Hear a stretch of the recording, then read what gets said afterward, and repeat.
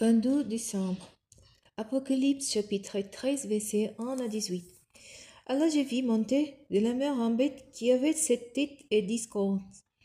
Elle portait sur ses cornes 10 diadèmes et sur ses têtes des tentes et inscrites des titres insultants pour Dieu.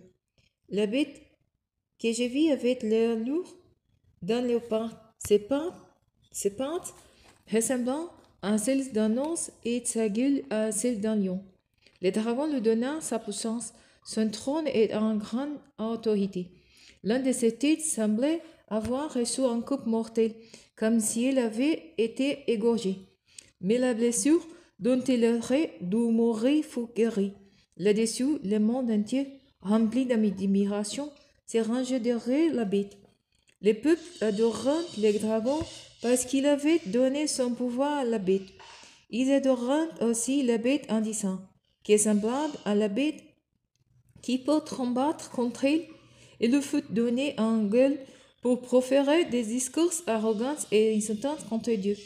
A reçu le droit d'exercer son autorité pendant 42 mois. Il ouvrit sa gueule pour proférer des blasphèmes et insulter Dieu. La tente où il demeure et ce dont la demeure est aussi. Il lui fut même permis de faire la guerre aux membres du peuple saint et de les vaincre. Il reçut autorité sur tout peuple, toute tribe, toute langue et toute nation.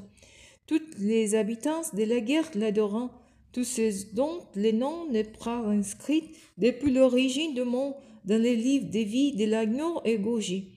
Que celui qui a les oreilles écoute. Si quelqu'un doit aller en captivité, il sera certainement en captivité. Si quelqu'un doit périr par l'épée, il périra certainement par l'épée. Car c'est là que les membres du peuple s'en faire preuve d'endurance et de foi. Ensuite, je vis un autre bête monter de la terre et porter 2 cornes semblables à celles d'un agneau, mais il parlait comme un dragon. Ces nouvelles bêtes exerçaient tous les pouvoirs de la première bête en sa présence. Il a mené la terre et ses habitants à adorer la première bête, celle qui avait été guérie de sa blessure mortelle. Il accomplissait des signes impressionnants, faisant tomber le feu du ciel sur la terre à la vue de tout le monde. Par ce signe qu'il fut donné d'accomplir au service de la première bête, il égarait tous les habitants de la terre. Il leur demandait de faire une image de la bête qui avait été frappée de l'épée et qui était de nouveau vivante. Il lui fut même donné d'animer l'image de la bête, et l'image se mit à parler et il faisait mourir ceux qui refusaient de l'adorer.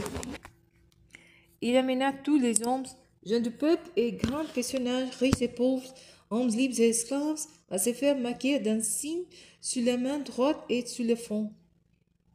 Sur le front. Et personne ne pouvait acheter soit le nom correspondant à son nom. C'est ici qu'il fut de la sagesse que celui qui a de l'intelligence attribue un nombre à la bête, car c'est un nombre d'hommes, et son nombre est 666.